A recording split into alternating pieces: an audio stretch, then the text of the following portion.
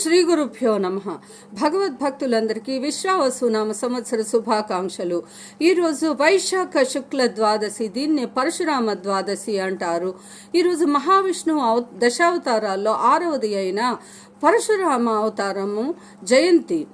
ఈరోజు పరశురాముని యొక్క జీవిత చరిత్ర గురించి తెలుసుకుందాము. ఈ పరశురాముడు భృగువంశస్థుడైన రుచిక మహర్షికి గాదిరాజు కూతురైన సత్యవతీదేవిల పుత్రుడైన జమదగ్ని మహర్షి యొక్క పుత్రుడు. జమదగ్ని మహర్షి రేణుకామాతల యొక్క ముద్దుల పెట్టడైన ఈ పరశురాముడు చిన్నప్పుడే తన తాతగారి వద్దకు వెళ్తే, తాతగారు నీవు పరమేశ్వరునికై తపస్సు చేసి యుద్ధ విద్యలను అభ్యసించమని ఆదేశిస్తారు. అప్పుడు ఈ పరశురాముడు పరమేశ్వరునికై తపస్సు చేసి అఖండ పరశువుని వరంగా పొందుతాడు.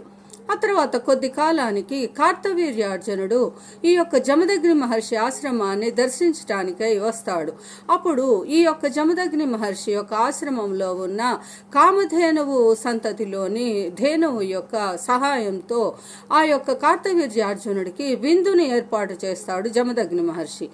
ఆ యొక్క విందును చూసి, ఆ యొక్క కామధేనువు వైభవం చూసి ఆవుని తనకిమ్మని కార్తవీర్యార్జునుడు అడిగితే జమదగ్ని మహర్షి అందుకు నిరాకరిస్తాడు.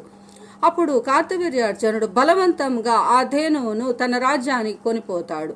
అప్పుడు విషయం తెలుసుకున్న పరశురాముడు ఈ యొక్క కార్తవీర్యార్జునుడి రాజ్యానికి వెళ్ళి అతనితో యుద్ధము చేసి అతనిని సంహరించి, కార్తవీర్యార్జునుని సంహరించి తన గోవును తెచ్చుకుంటాడు. తరువాత కార్తవీర్యార్జున పుత్రులు తన తండ్రిని చంపినందుకు జమదగ్ని మహర్షి ఆశ్రమానికి వచ్చి ఈ మహర్షిని సంహరిస్తారు. ఆ తర్వాత జమదగ్ని మహర్షిని శుక్రాచార్యుడి మృత సంజీవిని విద్యతో బ్రతికిస్తాడు. ఇక జమదగ్ని మహర్షిని చంపేటప్పుడు అతని భార్య అయిన రేణుకాదేవి 21 సార్లు గుండెను బాదుకుంటూ రామా రామా అని పిలుస్తుంది. అందుకు పరశురాముడు 21 మార్లు క్షత్రియులన్న వారిని లేకుండా భూమి మీద దండయాత్ర చేసి క్షత్రియులను నిర్మూలిస్తాడు.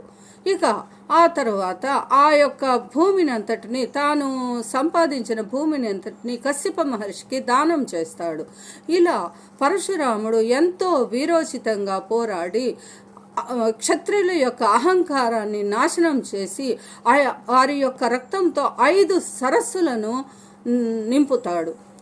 నింపి దేవతలకు తర్పణం చేస్తాడు.